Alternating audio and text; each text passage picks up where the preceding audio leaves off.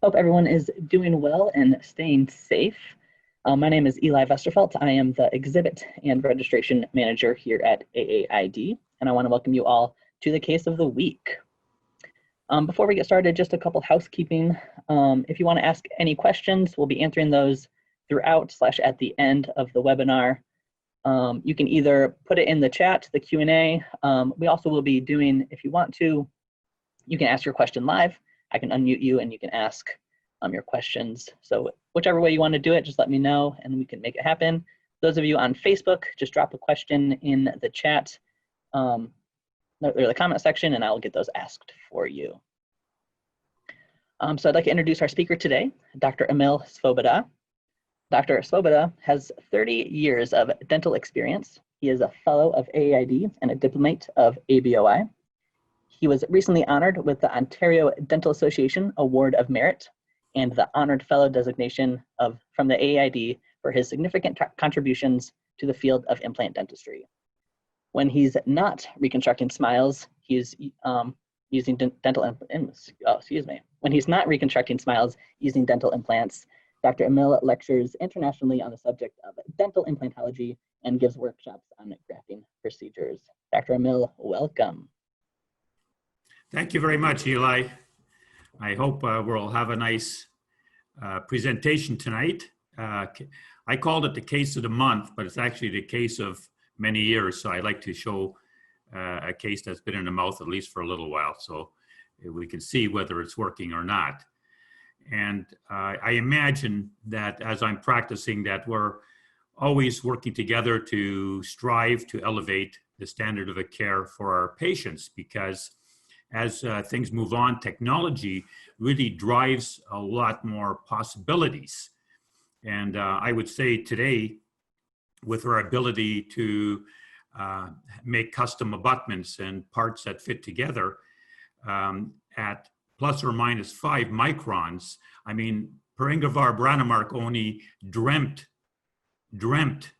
of having his parts fit together as well as they do now. And because I guess of milling technology and that we can customize things site specifically and patient specifically all the time. And this didn't exist before, but yet our prosthetic components, the prosthesis itself and that is 30 times less accurate than the accuracy that we can get with our manufactured parts by industry. And that creates a bit of a problem and a bit of opportunity. And I'll just kind of go through that when we discuss our cases. So let's go on. And right away we can see what this little COVID-19, which is something that we can't even see with a regular microscope, changes the way we have to interact with our patients and with each other. And I got to tell you, this girl right here, Anna's been assisting me for about 20 years. Yeah, she was 5 when I hired her. And she's a real rulesy person. That means I can't handle all the paperwork that we are inundated with now because of our colleges and Health Canada and stuff. And so this is the girl that follows all the rules and writes all the manuals. And I don't have a patience for. And I got to tell you, when we were trying to develop a kit for testing our N95 masks because we were doing emergency services, she broke down and cried because she couldn't, this was a giant fail and a big waste of money. But the point is here, we have something we can't see with our eyes that has a huge impact on what we're doing every day. And I'm grateful for my very special people that have helped me move forward. And I would say that in the AAID, the Hilt Tatum has certainly given me a perspective and the tools to be able to treat my patients well with the least amount of invasion of their systems and the least amount of dead tissue that I have to put into their mouths in order to create more tissue.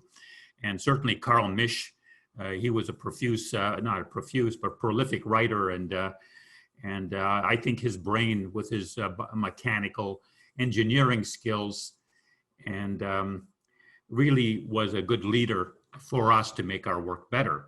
And certainly University of Toronto, my AAID family, which includes the amazing Maxi course directors like George Arvanitis and Jay Elliott and Shankar Iyer and John Minichetti and others. I mean, their gift really has been the gift of teaching. And I'm grateful for my family to have given me the time to follow my dreams and do what I do best. And my patients for having trusted us with our care, because you know, they really do trust us to keep up with things and strive to provide the best possible care we can for them. And this fellow is very special to me. He's a veterinarian who's now retired, and he lost all his teeth due to periodontal disease and was sent to me to replace a single tooth. And I removed all his teeth and placed 20 implants. And this is 15 years later. And that's what I like. That's what gives me meaning for what I do in my clinic every day. And I remember going to dental school and the restorative director asking us, so how many of you think practice makes perfect? And of course I could hardly, I almost put my arm out throwing it up so fast. But he says, well, what about handwriting? Yeah, what about handwriting? So it's not just practice, it's practice with a desire to improve every day. And that's what makes our Olympians so great. And that's what makes us so great. So you have to want to improve. And I can tell you, I'm running continuously to try to keep up with the stuff we do. And my perspective, my gift that I want to give to you tonight with our cases of the week or month or my lifetime is first, I've been practicing implant dentistry for almost 30 years. So I want to give you the perspective of time, because your problems won't usually happen right away unless they're real acute problems, but they're usually the peri-implant disease and the long-standing problems happen over some time because the bacteria have to invade and cause their problems. And I want to give you the gift of perspective, because I guess during my undergraduate, I took microbiology and virology and cell biology. So I have that microscopic view of things. And I got to say that, you know, when I started doing implants, we knew about bacteria, but we weren't working on that level.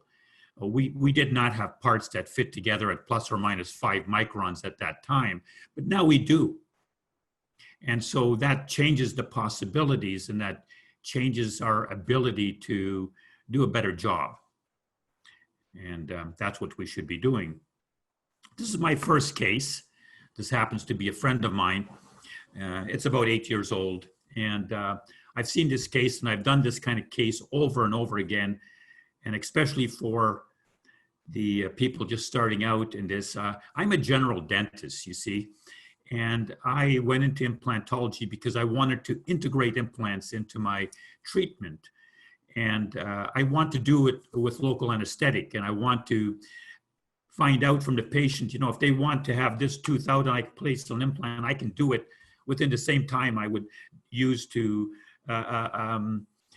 do a few fillings or some other treatment. So I'd like to integrate it at that level, and I'd like to integrate it without too much heavy work around it.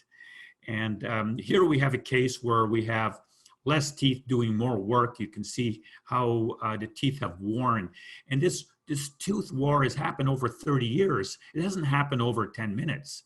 And a lot of things we do happens over a long time. And we have too few load-bearing elements, and so the remaining teeth wear fast, and then we start to restore them, and our restorations also in some ways can help the patient, but in other ways also expose them to a whole new batch of problems with overhanging margins and washout of cement and things like that, okay? So these are the areas where maybe we can do. So what do we do with a case like this? Where do we start? And it's a vertical dimension case. And so what I found very easy to do And I can tell you, I landed, you know, the cases that come in where you think, I'm going to land this case because it's so obvious all the things that are wrong and been deteriorating for years. Well, that's exactly the case that you might not land, because these patients are great procrastinators and they've already seen 10 other dentists and none of them convinced them to start treatment.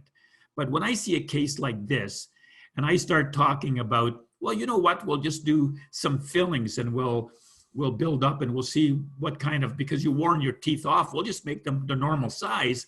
And then we'll see if you can tolerate that, and then we can go on. And this is very productive. You know, when I do this chair side, I'm making as much money as I'm making when I'm doing implants. And so I just hand bomb this stuff, and I don't make it too beautiful. I just want to get the vertical dimension and something that's going to stay in there and that I can maintain during the treatment period. And you can see how it kind of looks, and you can all do this. And then once I got a vertical dimension, now I'm going to know how long to make the back teeth, right? So I have the vertical dimension. Now I put in these 6 implants and yank out this bad guy up here, and the person can function. And then 4 months later, I can do the individual crown and bridge. And with natural teeth, I try not to splint any of them together. And with implants, I always try to splint them together, especially in the posterior. And I think it's better from a mechanical point of view. And we can talk about some of the things here, but let's carry on. I think the biggest problem with a rehabilitation like this is my being able to answer the question, can this patient maintain this beautiful work that I've created for them? And I think if the margins were pretty good, then they might be able to maintain it. If the facial palatal or facial lingual distance isn't too big, then they can get in there and they can clean them. And I think that's key to create a restorations that this person can take responsibility for. And when they have their professional cleanings, everybody can get at the tissues to not only clean them, but to assess where they are. And so they can see if there's a problem coming up. And I think some of the cases that we're doing, we don't leave access for care. And, you know, plaque is a known risk factor for periimplant disease. We know that. And so I think that's a big problem when we can't leave that. And I've been working and doing some research to try to develop some hybrid solutions that will make that more possible. But I won't talk about that tonight. So, but that's a big question. When you do your treatment plan, can this patient maintain it? And if you tell me that they can maintain it with a water pick when they have a 10 millimeter facial palatal ledge, well, I'm not going to believe you very well, you know, that's not going to happen. So I think the dimension has to be there. So anyway, so what goes wrong with treatments now? Well, the failure rate is not too bad. I mean, it's, you know, 10 years, many 10 years have gone by with me, and they're all gone now. And people live somewhere between 7 to 10-year allocations. So we got to, you know, 10 years isn't really a long time. But our results are pretty good there. But what concerns me the most is this here, the mucositis and the periimplantitis, because all these require treatment, and maybe treatment that the patient didn't bank on, and that these add up to about 45% of implants, and a lot of our patients have more than one implant. So this is the problem, and I think we all agree, or many of us agree, that bacteria are the main conduit or the main cause of the problem of peri-implant disease, certainly. And we should know maybe how we can reduce the number of bacteria of these oral pathogens that cause that. And here's the other surprising thing, is that even the latest review, which I think is 2019, they all come up with about the same answer.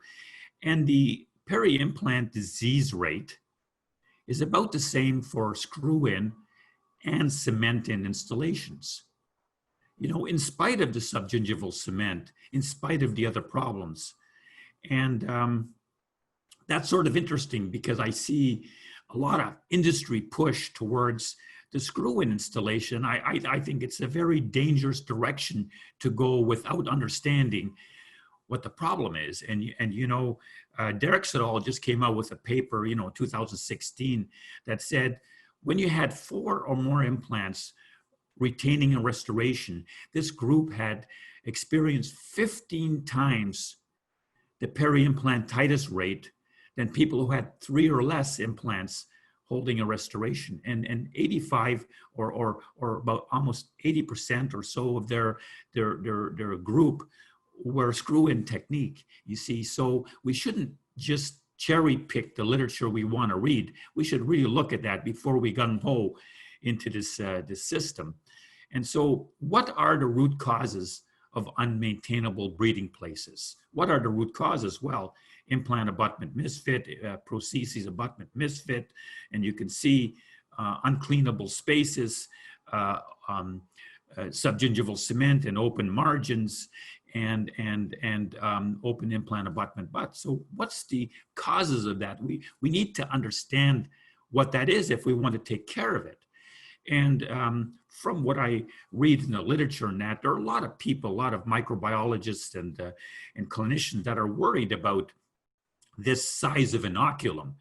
And my question is, are we relying too much on host resistance to make our stuff work?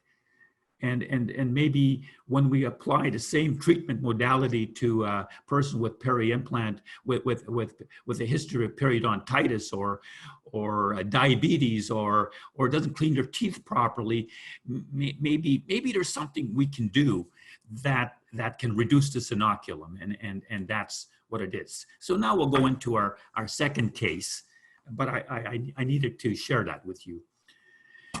Well, this is Leon, and you can see right from the mouth, you can almost see what kind of a patient he is. You see, he's a Johnny come lately, or a Leon come lately, because everything is heroic dentistry. You know, he waits until the teeth are so badly damaged. And what brought him into me that day was this finally broke apart.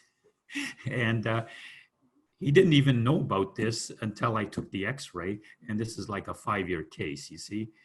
And so watch out these heroic treatment, heavily restored denticians, because they're procrastinators and they don't really like to do stuff. And you can see the exudate and stuff that's under here, or the contents of this cyst. And it's amazing to see how such a small void here can result in such a big problem. And is it working alone now, or is the infection really got to the tooth, the adjacent tooth? I don't know yet. And this tooth is sensitive for percussion. It looks like a great endo, but you know, it's a microscopic thing. We're trying to close up a microscopic space, you know, from way up here. And unfortunately, a lot of these bacteria, they find that they're very pathogenic around these implants. But this one is sensitive, and we don't have much to restore here. So, so what is our treatment planning going to be for procrastinating Leon? Well, and yeah, they always have limited finances, and what's often meant by that is that they have limited finances for dentistry. And so when you see this type of person, you gotta really, because what I find is that often they want to transfer their risk to you. So they want to do risky, heroic treatment, but somehow they want to lay it on you. And so you have to push back, and you have to really spend a lot of time to discuss the risks with them and tell them what's going on. And in this case, I have a CT in my office for a number of years. And so we take a CT, and we got to not rush these cases, because these are the ones where you start to rush, they're gone, and they really need your help. And you can see what the CT has picked up. You can see the huge bony defect here, which is not what brought him in. And now, of course, he wants to be super conservative. We have lots of bone in the posterior to put a couple of implants there. And yeah, so what do you want to do? What should we do? And so do we retreat this endo? Well, how good is this tooth? Like, how much tooth is there? It's a kind of a weak tooth, but one could do that. But how established are the bacteria here? See, that's the other thing. And this tooth ain't that great either. So do we extract both the centrals? Do we extract, which one? Do we extract this one or this one? They might both be participating. And if this thing keeps growing, we're probably going to lose 2 more teeth. So yeah, and do we graft the bony defect? So these are the questions. He's a non-smoker, by the way. His maintenance not so great, but it's okay, So what we ended up doing is we ended up just wanting to extract this tooth and see what's going to happen, and to graft the defect. Now, I thought there was a big chance that when I put the graft in there, that perhaps the residual bacteria around here might cause the graft to fail and everything as well. So I was very, I would like to have yanked out both of these teeth because they're not such great teeth. But you know what? The patient, if they're willing to take the risk and it makes some kind of a sense, then why not? They're over 18, they can make their own decisions as long as they're willing to take the risk, yeah? And yeah, look at how small this defect is. I mean, and it can stimulate this huge thing, you see. And so when we look at things from a microscopic level, I would guess that we could probably fit about 1 billion bacteria in here, you see, this small space. Because I've done the math, and so yeah, so you can see what the problem is. So we have to think microscopically, and because we can't see bacteria in the mouth, we have to use something called the mind's eye to see these bacteria, just like we do for COVID-19. We can't see them, but we kind of know they're out there, so we got to kind of wash our hands and stuff. We do all these little pantomimes because we know they're there and we know how we have to behave. Well, we have to do the same with our periodontal disease and peri-implant disease, you see. But anyway, here it is. I take out the tooth. I was expecting a whole flow of pus, but you know what? I didn't really a lot of pus come out of there. And so I did an incision, and it was a cyst, you see, already. And so I had to enucleate it, and you can see the nice bare bone here. And I put some cancels irradiated bone from Rocky Mountain in there, and a little bit of Emdogain. I wanted it to hang around for just a little while, and I sutured it up and put a little pressure bandage on it so he wouldn't swell up, because the swellings can be quite disfiguring in the front here. And so that's what I did. And he didn't want to have a little flipper or anything like that, so we had to just make a fake tooth in there, a bridge, and I told him he couldn't eat on it. And I put the 2 implants in here, and these are internal hex by Horizons. I have a lot of experience with them already, and I started off with external hex, the Noble Biocare external hex. Then I moved to the Straumann flower pot, the one with no connection, because I wanted to eliminate the implant abutment connection. And but they all had kind of their own little problems that we can talk about some other day. And so I got to say, the internal hex made the restoration so much easier. And now I'm tending on between the internal hex and the conical. I really don't like going sub-bone so much. It makes prosthetics more difficult. And but yet that's where I am in transition.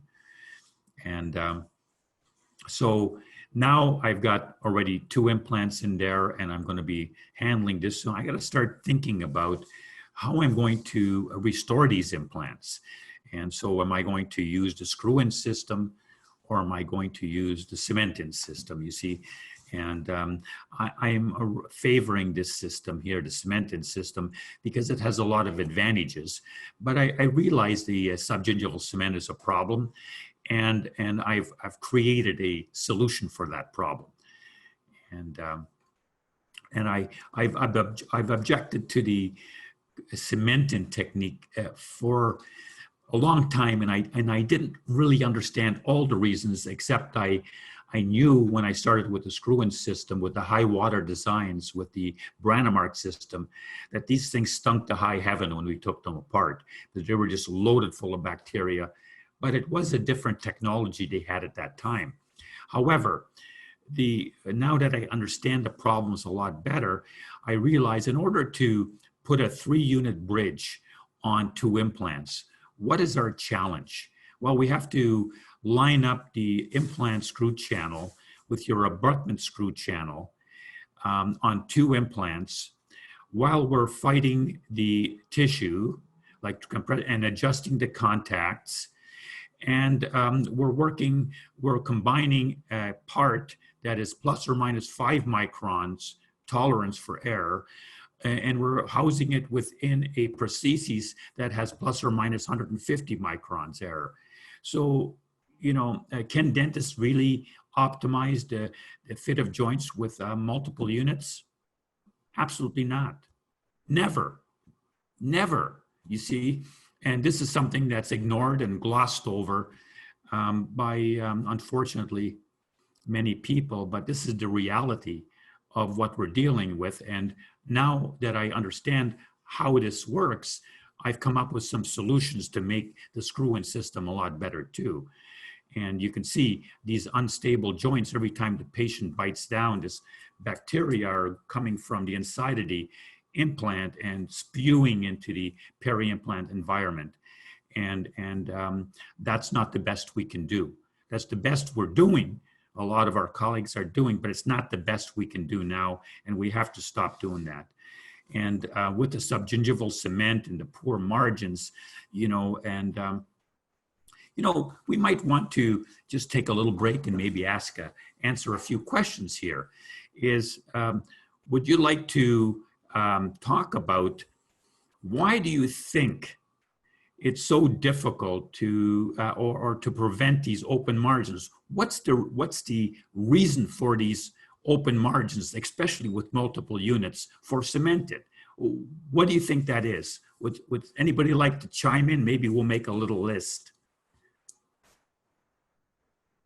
Does anybody want to offer some reasons for these open margins? Okay. Then I'll do that. Okay, I'll start, and you can chime in, or if you don't agree with me, you see, this is a little bit more informal than a lecture, but you see, one of the big problems that causes that is that we have insufficient cement space to tolerate the prosthesis dimensional error, and even with a contact, it can shove the prosthesis over more and even make it more difficult to get it down. And that's what causes the open margins. And the laboratories, they try to increase the cement space to be able to tolerate the prosthesis dimensional error and let the excess cement out. But when they do that, they end up with bigger overhangs and overextended margins. And so that's the problem, the interplay with the cement space.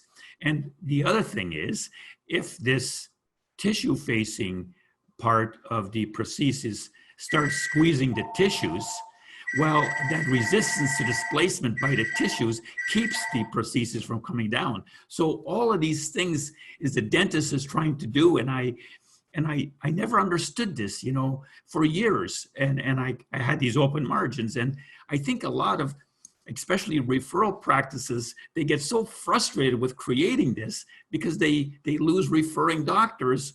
Because if you send a case like this to a referring doctor, you're not going to get any more referrals, right? And this is the damage that it does. And just a recent a study showed that, of course, with the cemented prostheses, with, let's say, a 3-unit bridge, they have many more bacteria at the margin because of the overhanging margins and the cement. With screwed-in system, we have many more bacteria at the implant abutment junction. And this is in vivo. This is in a real patient and in real patients after 5 years. So this is a great study that shows where the problem is with these two systems.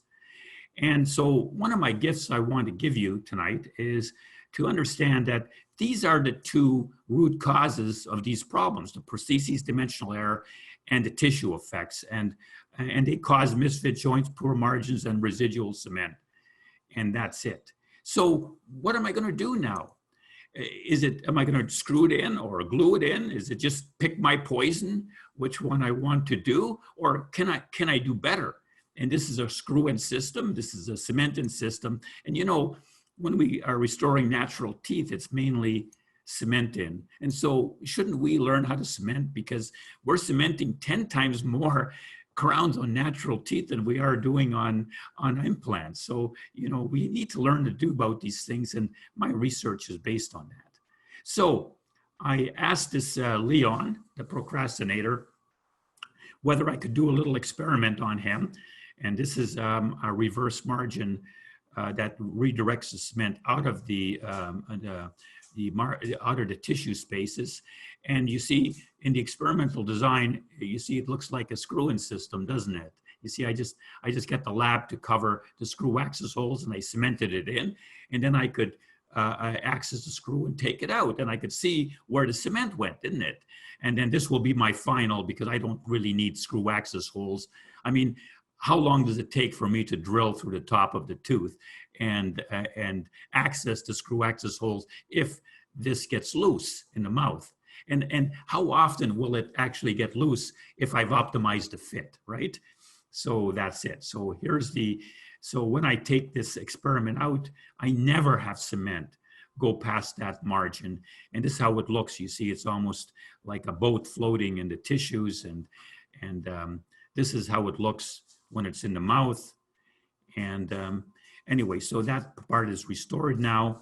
And now we're going to go to the anterior. You see, we have some bone here now. I take away the glued-on bridge, and I use a pilot drill, and then I put this side cutting drill in, and I take an X-ray, just much like when we're doing an endo. It's almost like a trial file, and that way I don't have to use guided surgery.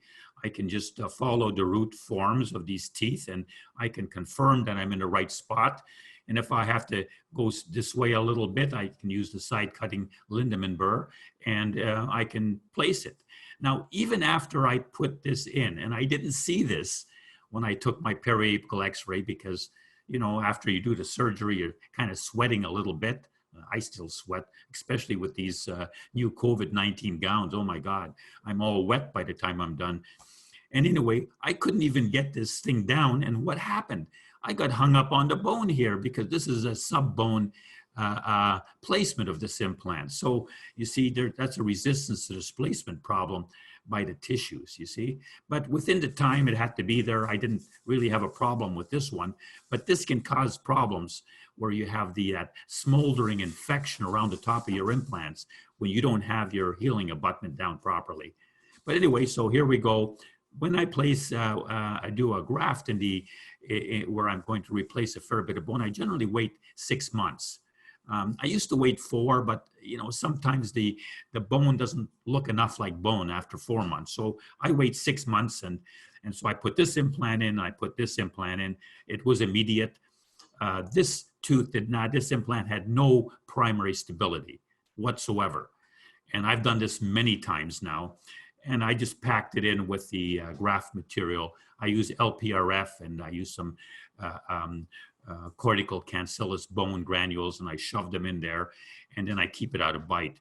And if I think it's going to get moved, then I'll just put a healing cap on it, and I'll bury it, okay? So that's how I kind of think about that.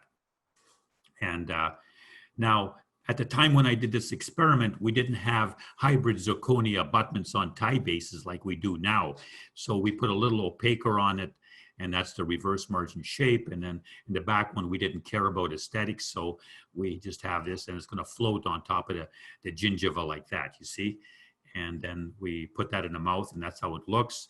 Tissues look just gorgeous around these things.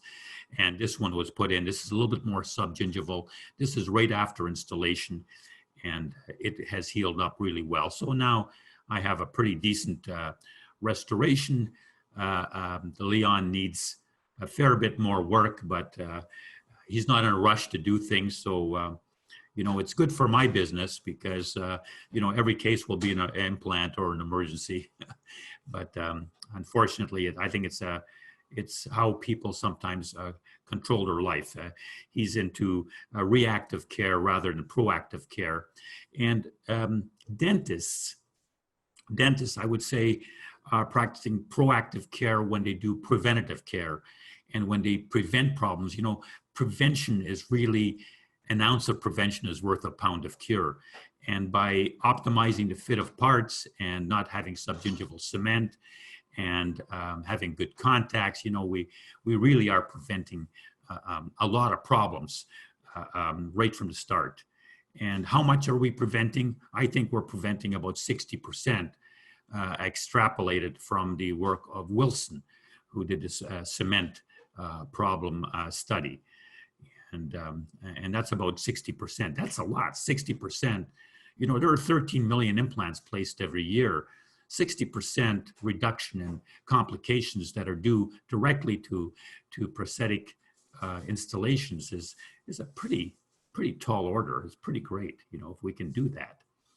So, and here's the reverse margin experiment. Here's a chamfer margin, 1 millimeter subgingival experiment, and you can see how much cement goes down. The main reason for the cement going down is called the gingival effects. I'm not going to talk about that tonight, but that's chamfer, that's a reverse margin. You know, which one is better for your patient? You have to decide. Now, the next patient is, he's about 60 years old, and he's got a lot of crown and bridge here. I think I was the 5th dentist he came to see, and everybody just wanted to take all these teeth out. And maybe they were going to do some kind of all-on case or whatever, but he didn't really like that idea. And so I offered them the same type of solution I did with my first case. I said, you know, why don't we just, I mean, he's got no abscesses here. None of them were sensitive to percussion. And so I said, why don't we just build these up in plastic first, and we'll get what you need is a vertical dimension. Then we'll yank out these two worst guys because these premolars are they hold the bone around that area, and they're anterior to here, so we can put a good size implant here. And then we'll try to get a fatter implant in the back. And let's see, and that will take care of making a great occlusion for him. And so that's what I did. You see, I just put these 2 implants in. And again, is this guided surgery? No, not really. It's not guided surgery. It's guided with my eyes and my hands. And you can follow these root forms pretty well. You can feel the bulge. And so that's what we do. And then, so now we got the implants in. That's the time limiting step. What next thing? We take these teeth. You know, I mean, this wear has happened over a long time. So the secondary dentine has filled up the root canal system. And so it's just so easy to build this up with plastic, you know, like that's 1, 2, 3, 4, 5, 6, 7, that's 8. I charge them about $200 a filling. That's 8 times 200, that's $1,600. I did this in about an hour and 15 minutes. You know, that's not bad, you know, and now these things are healing well. And, but here's another problem with this implant placement, especially it's, you know, they're all at bone level, and, but this is their healing abutment. Now, you know, if you try to take a full contour custom abutment and try to shove it in here, you have to shove and squeeze a lot of gingiva, and this gingiva is not very thick. So, you know what, you do really need to think about shaping that trans tissue portal if you want to make your prosthesis installation a little bit easier. And what I was going to say here, almost every patient when I do this, they always say, can you shorten these a little bit? Yeah. And I try to delay that, or I just do a little something to pretend I'm doing a little shortening. But you see, these teeth are already pretty short. So, but they all say it because they're not used to having teeth. And yeah, so here what we do is we use these great, and almost every implant company now has these things, and these are called tie bases, titanium bases. And this part here is milled very highly precise.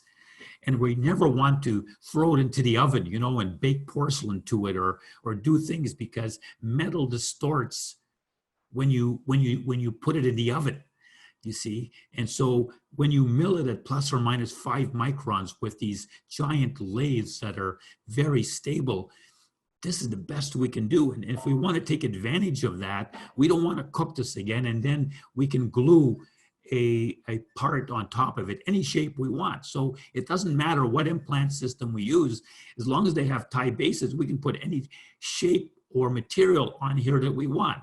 In this case, we just use some PMMA, and we glued the shapes to make these a little bit bigger. And we can also use these for our bite registration to help the lab know what our vertical dimension is going to be after. So that's what when I prepare these teeth, that's what we use them for. And this is what the impression, the printed model looks like, you see. So I'm using these to manage the bite, the vertical dimension. And now I just take an impression of all these, and this makes this next step really easy. And that's what it looks like in a mouth. You know, I have, this gives us our vertical dimension, and now we've already cemented here all the crowns in the mouth. So now we have established a vertical dimension. So now it's going to be really simple to put our custom healing abutments in here. And in this case, these are the hybrid reverse margin abutments, and you can see how they look on the model. And they have this little lip that kind of pushes the gingiva out of the way. And this is how it's going to look when it's done. And you know, this is removable stuff. I mean, I can drill through here in 3 minutes with a coarse round diamond. And I can access this screw axis channel anytime I want. And then I'll have a screw axis hole fill the plastic that I have to deal with. But until that happens, I can have an occlusion like this where I don't have to deal with those ugly screw axis channel plastic covered holes. You see, so this is what it looks like in the mouth, and you can see it's kind of on top, and it's so easy to blow this off and handle it, because once this part is in, and we've shaped the tissues to accept it really easily. Once this is in, the installation's easy, because the crown, the bridges have 80 micron cement space, you see, so they go in really easy. And now when I put my bridge in, they don't push the gingiva out of the way and cause it to bleed, and I'm not fighting the gingiva during the prosthesis adjustment phase. So I'm putting it in, I can adjust the contacts real nice and easy, and when everything is good, then I fill this up with Teflon. If I think it's going to get wet, then I'll put a little bit of flowable resin in here. Oh, here it is. You see the flowable resin. So now if it gets messed up, I don't care. I can easily dry it off again.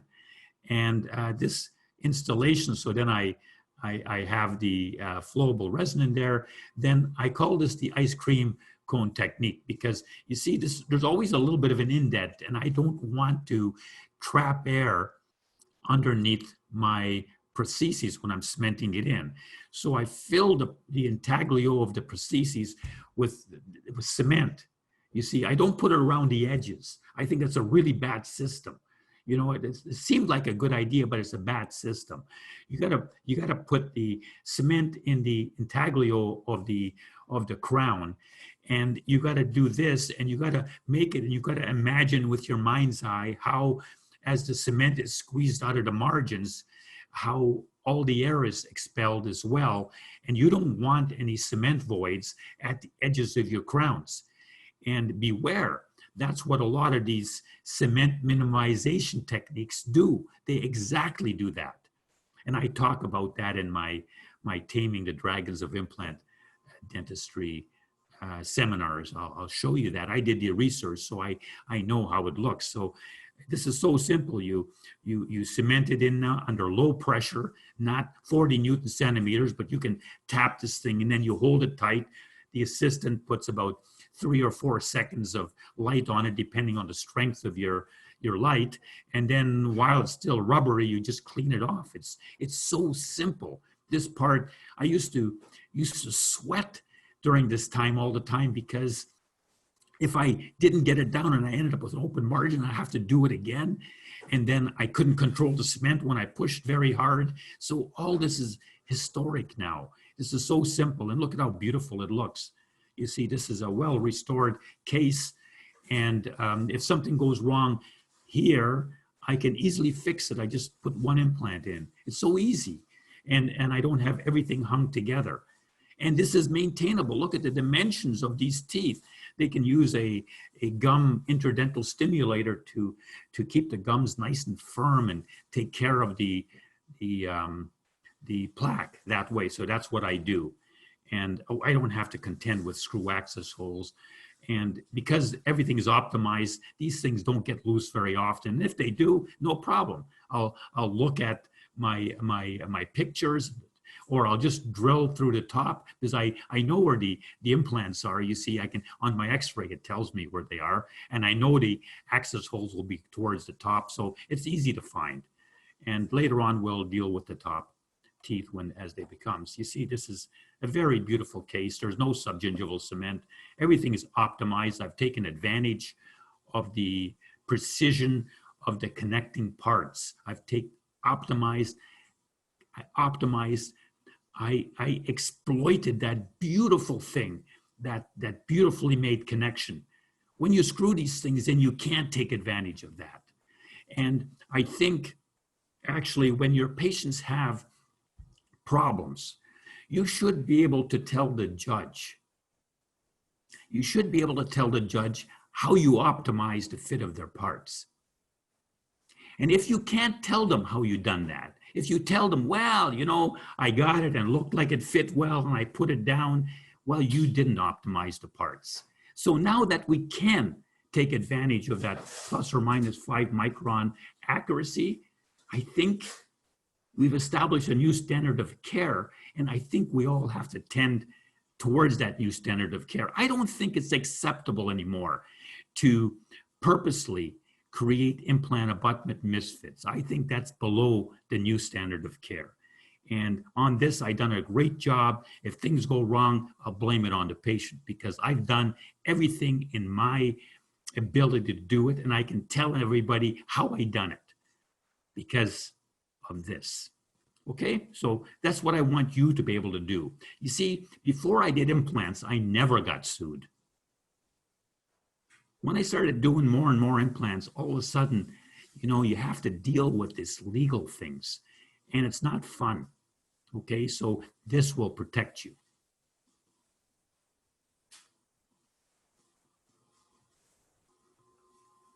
Oh boy. Oh, anyway, so this is just a summary slide here, and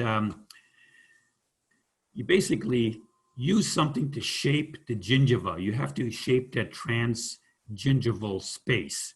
Then it's easy to put your appropriately shaped emergence profile hybrid abutments or whatever you want to do. They're easy to put in once you shape them properly. And then you adjust your prosthesis. It's easy to adjust. You put it in and out. There's nothing, you don't have to fight the tissues or cause the tissues to bleed by doing that process anymore. Then you just push it in. You want excess cement because you don't want cement voids. You want it totally filled. And then in the rubber state, it's so easy to clean off. And this is just when we're done. And this is what it looks like on the x-ray. Listen, it doesn't get any better than this. And you've optimized the fit of your abutments. You've optimized the fit of your prosthesis. You filled in all the spaces. You have no subgingival cement. You've reduced the risk factors to which you've exposing your patient. And this will last a long time. So why don't we, our profession is always moving forward, and we need to take advantage of the beautiful mechanics that our industry can do. Really, that plus or minus 5 microns, if we can take advantage of that by changing our system a little bit. Now, I've worked on a modified system for putting all NX cases in and making them a lot better. Because besides the implant abutment misfits, the prosthesis, prosthetic connector abutment misfits, besides, I think the biggest problem, never mind the screw access holes, I mean, they're a nuisance having to go in and fix them up because you're doing them for free for a long time. But the biggest problem with them is because you want lingual screw access hole, you create these huge wide prostheses that can't be cleaned. And I think when you do that, you really set yourself up for a big liability, because if your patient can't clean it, and your hygienist can't clean it, and your dentist can't assess it, like, what are you doing, right? I mean, maybe now, I know how to do that better now, but you'll have to take the course. And you can communicate with me with any questions you want at this emil@dresvoboda.com. And this is my program that I'm doing. It's a 3-part series, an hour and a half each. And it's Taming the Old Dragons of Implant Prosthetics. And during that time, I'll share my research results and the research I have from others. So everything I told you tonight is very well documented in the literature or by my own research. So I didn't have time to go through all that. And yes, I am a master dragon tamer, and I want all of you to become master dragon tamers too, because then you'll identify and mitigate those root causes of the problems that are happening now, because now we can do it because we have the technology to do it. We just have to change our system a little bit. Again, thank you so much for being here with us today. Thank you everybody who joined us for being here today. We have our next webinar, I think in a couple weeks, so be on the lookout for that. I think it's on the August 18th, I believe, is our next AAID webinar. So thank you everybody for being here. Dr. Mill, thank you for being here, and we hope everybody has a wonderful evening. Thank you for your attention. Bye-bye now. Thank you.